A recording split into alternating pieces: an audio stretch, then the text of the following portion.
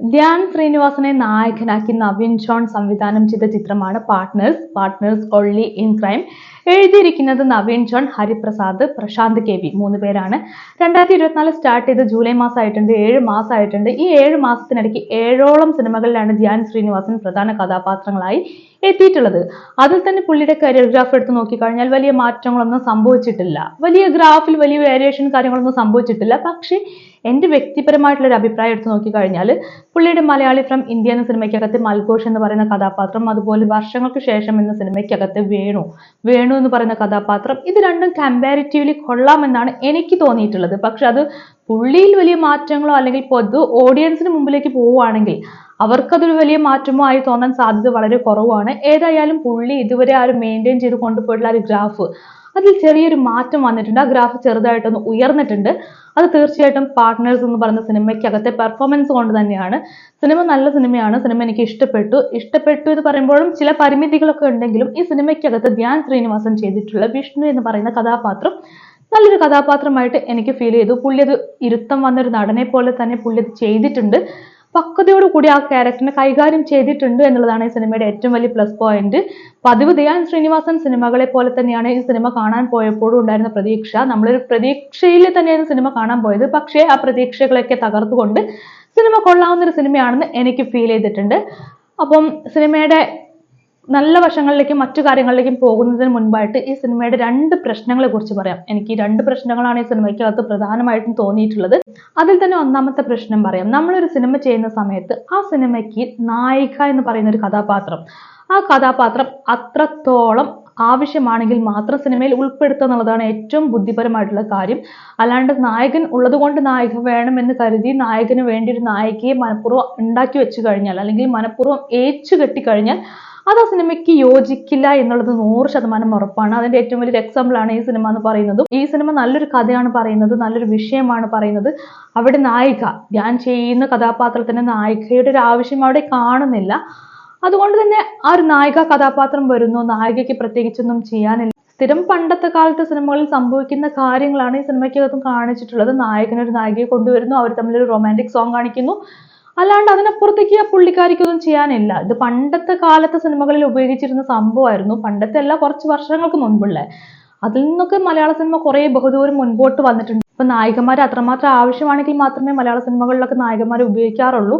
അത്തരം ഒരു കാലഘട്ടത്തിൽ കുറച്ചും കൂടി യുക്തിയോടുകൂടി ഇക്കാര്യത്തെ കൈകാര്യം ചെയ്താൽ നല്ലതായിരിക്കും എന്ന് എനിക്ക് തോന്നിയിട്ടുണ്ട്. പ്രത്യേകിച്ചും പിച്ചൈക്കാരൻ പോലുള്ള തമിഴ് സിനിമയ്ക്കകത്ത് ഒരു നായികയായിട്ടുള്ള സാറ്റിന ടൈറ്റസ് എന്ന് പറയുന്ന പുള്ളിക്കാരിയെ മലയാളത്തിലേക്ക് കൊണ്ടുവരുമ്പോൾ അവർക്ക് ഇവിടെ എന്തെങ്കിലും ചെയ്യാൻ, കാര്യമായിട്ട് ചെയ്യാനുള്ളൊരു കഥാപാത്രം കൊടുക്കുവാണെങ്കിൽ അത് കുറെ കൂടി നല്ലതായിരിക്കും. അല്ലാണ്ട് നായികയെ കൊണ്ടുവരാൻ വേണ്ടി മനഃപൂർവ്വം ഒരു നായിക കഥാപാത്രത്തെ ഉൾപ്പെടുത്തുന്നതിനോട് എനിക്ക് യോജിപ്പില്ല. പിന്നെ രണ്ടാമത്തെ ഒരു പ്രശ്നം എന്താണെന്ന് വെച്ച് കഴിഞ്ഞാൽ, ഒരു സിനിമ ചെയ്യുന്ന സമയത്ത് അതിനകത്ത് നായകനുണ്ടായിരിക്കും, പ്രതിനായകനുണ്ടായിരിക്കും, അതായത് വില്ലൻ.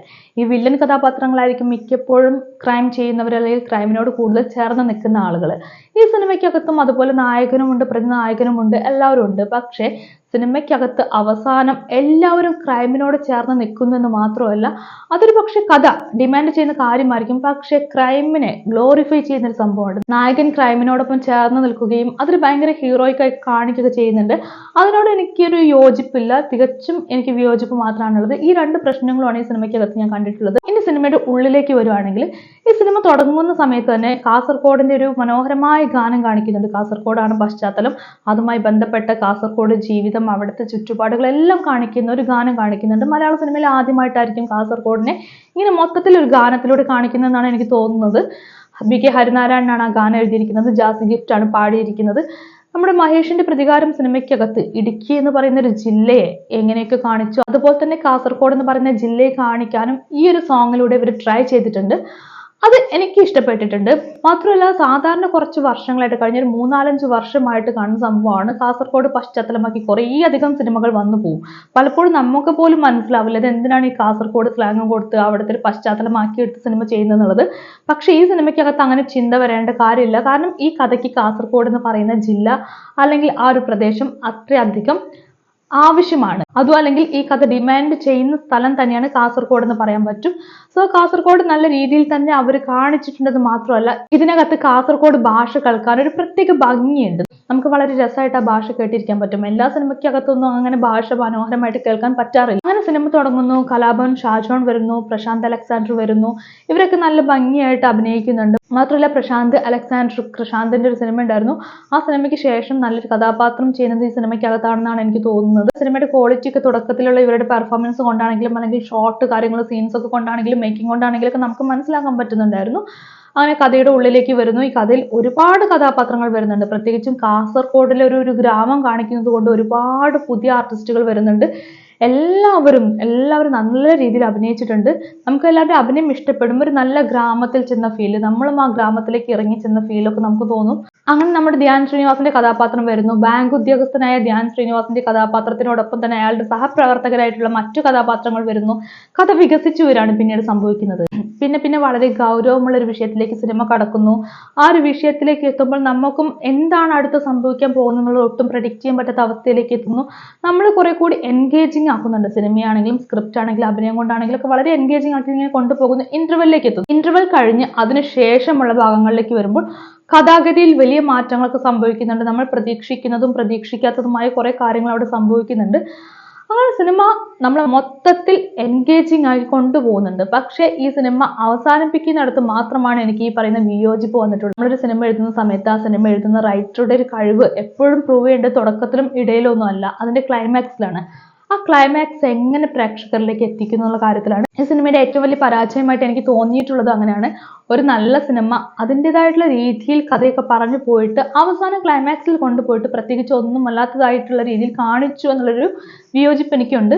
പക്ഷേ സിനിമയുടെ മൊത്തത്തിലുള്ള ഒരു മേക്കിംഗ് ആണെങ്കിലും അല്ലെങ്കിൽ ആ പറയുന്ന രീതി ആണെങ്കിലും ഒക്കെ നല്ല രീതിയിൽ തന്നെ കാണിച്ചിട്ടുണ്ട്. അതുപോലെ തന്നെ ഈ സിനിമയ്ക്കകത്ത് എനിക്ക് പ്രത്യേകം പറയാനും തോന്നിയൊരു കാര്യമാണ്, ഇതിനകത്ത് നായകനായിട്ട് നമ്മൾ ധ്യാൻ ശ്രീനിവാസനെയാണ് പറയുന്നതെങ്കിൽ കൂടിയും സത്യത്തിൽ ധ്യാൻ മാത്രമല്ല അതിനകത്തുള്ള പ്രധാന കഥാപാത്രം അല്ലെങ്കിൽ നായക കഥാപാത്രം എന്ന് പറയുന്നത്. പുള്ളിയുടെ കൂടെ അതേ പ്രാധാന്യത്തോടു കൂടി അഭിനയിച്ച 3-4 പേര് കൂടിയുണ്ട്. അവർക്കെല്ലാം തുല്യ പ്രാധാന്യം തന്നെയാണുള്ളത്.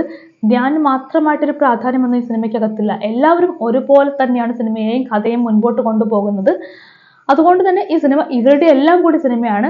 ഡോക്ടർ റോൺ ഈ സിനിമയ്ക്കകത്ത് ഒരു കഥാപാത്രം ചെയ്തിട്ടുണ്ട്. നല്ല നെഗറ്റീവ് ഷെയ്ഡുള്ള ക്യാരക്ടറാണ്. പുള്ളി അത് നല്ല രീതിയിൽ ചെയ്തിട്ടുണ്ട്. അതുപോലെ തന്നെ ദേവിക രാജേന്ദ്രൻ പുള്ളിക്കാരി കഥാപാത്രം ചെയ്തിട്ടുണ്ട്. അനീഷ് ഗോപാൽ, സഞ്ജു ശിവറാം തുടങ്ങി കുറേ പേര്, ഹരീഷ് പാരഡി, ഇങ്ങനെ കുറേ പേര് സിനിമയ്ക്കകത്ത് അഭിനയിക്കുന്നുണ്ട്. എല്ലാവരും നല്ല രീതിയിൽ അഭിനയിച്ചിട്ടുണ്ട്. നല്ലൊരു സിനിമ. ആ സിനിമ എല്ലാ രീതിയിലും എടുത്ത് നോക്കുകയാണെങ്കിലും അഭിനയം കൊണ്ടാണെങ്കിലും കഥ കൊണ്ടാണെങ്കിലും അല്ലെങ്കിൽ മേക്കിംഗ് കൊണ്ടാണെങ്കിലും ഒക്കെ നല്ല സിനിമ തന്നെയാണ്. സിനിമ എനിക്ക് പേഴ്സണലി എനിക്ക് വർക്കായിട്ടുണ്ട്. ധ്യാൻ ശ്രീനിവാസന്റെ പതിവ് മലയാള സിനിമകളൊക്കെ ആയിട്ട് താരതമ്യപ്പെടുത്തിയിട്ട് ഒരു മുൻവിധിയോട് കൂടിയാണ് നിങ്ങൾ ഈ സിനിമയെ കാണാൻ പോകുന്നതെങ്കിൽ ഏതായാലും ആ മുൻവിധി മാറ്റി വെക്കുക. ഈ സിനിമ എന്തായാലും നിരാശപ്പെടുത്തില്ല എന്നുള്ളൊരു ഉറപ്പെങ്കിലും എനിക്ക് തരാൻ പറ്റും.